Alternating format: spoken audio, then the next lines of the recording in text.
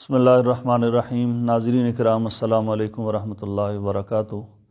کافی عرصے سے اس چیز کا مشاہدہ کیا جا رہا ہے کہ گھروں میں اور مسجدوں میں کرسیوں پر نماز پڑھنے والوں کی تعداد میں اضافہ ہو رہا ہے، اور بغیر تحقیق کے، بغیر سمجھنے کے، پوچھنے کے لوگ اور گھروں میں مائیں بہنیں بیٹیاں آرام سے تن آسانی کے لیے کرسی پر بیٹھ کر نماز پڑھنا شروع کر دیتی ہیں، حالانکہ نماز کے لیے قیام کرنا فرض ہے۔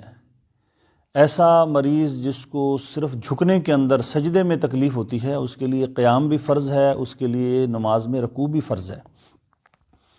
اور میں دیکھتا ہوں بازار میں مسجد ہے، لوگ آتے ہیں، موٹر سائیکل پہ آتے ہیں، اپنے شاپنگ کرتے ہیں، سامان اٹھاتے ہیں، لیکن مسجد میں آئیں گے، کرسی آرام سے لیں گے اور کرسی پر بیٹھ کر ہی وہ پوری نماز شروع کرتے ہیں۔ اس سے نماز نہیں ہوتی۔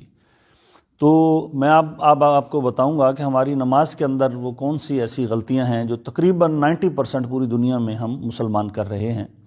یہ دیکھیں کہ یہ کرسی ہے، ایسی کرسی نماز کے لیے ہونی چاہیے۔ عام گھروں میں بعض دفعہ وہ فکس بنی ہوئی کرسیاں ہیں جس کے آگے وہ سجدہ کرنے کے بھی ٹیک لگائی ہوئی ہے، اور بعض دفعہ وہ اونچی بھی ہوتی ہے، تو لوگ پھر اسی کے اوپر سجدہ کر رہے ہوتے ہیں۔ ایسا نہیں ہونا چاہیے کہ انسان میں جتنا جھکنے کی اس کے اندر استطاعت ہے اس کو اتنا جھکنا چاہیے۔ اب یہ دیکھیں، یہ کرسی ہے جس پر نماز پڑھنی ہے۔ اب میں قیام کی مجھ میں طاقت ہے تو میں اپنی نماز جو ہے وہ قیام کی حالت میں شروع کروں گا، اور اسی طریقے سے پھر رکوع کرنے میں بھی مجھے آسانی ہے تو میں رکوع بھی نماز کے اندر ایسے ہی کروں گا۔ اب سجدے کی تکلیف ہے تو میں کرسی پر بیٹھ کر جو ہے وہ اپنا سجدہ کروں گا۔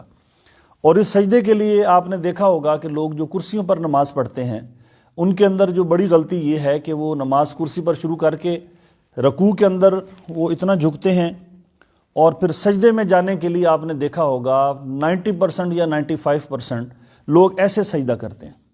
یہ بالکل غلط بات ہے، پتہ نہیں کہاں سے لوگوں نے لے لی ہے۔ ایسے سجدہ نہیں کرنا۔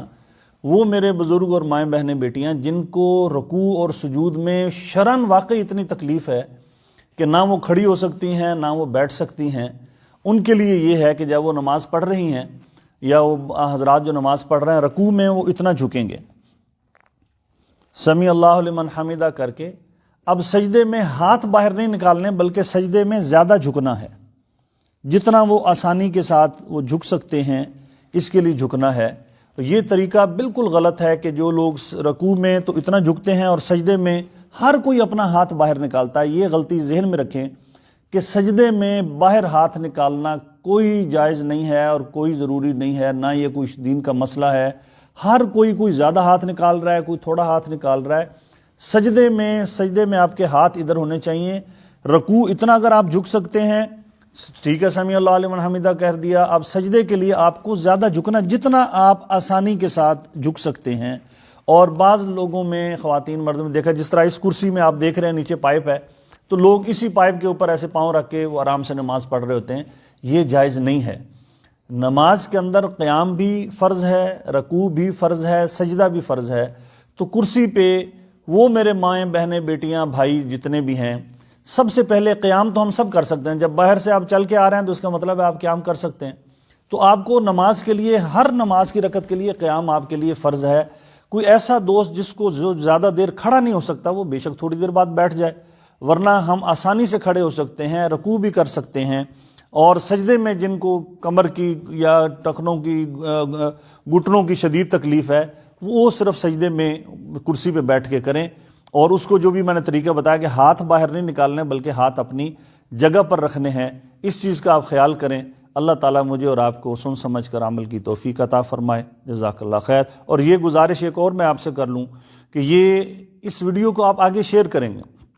یہ اس لیے بنا کے دے رہا ہوں کہ اس کے اندر گھر گھر کے اندر یہی غلطی ہے۔ اس کو ثواب کی نیت سے اس کو آپ نے شیئر کرنا تاکہ ہر گھر کے اندر جو مریض ہیں، جو نماز کرسی پہ پڑھتے ہیں، ان سے گزارش یہ ہے کہ وہ اپنی اس غلطی کو درست کر لیں۔ اور جہاں تک یہ پیغام جا سکتا ہے، کسی ایک کی بھی نماز درست ہوگی میری اور آپ کی نجات کا ذریعہ ہے۔ جزاکم اللہ خیر، وآخر دعوانا الحمدللہ رب العالمین۔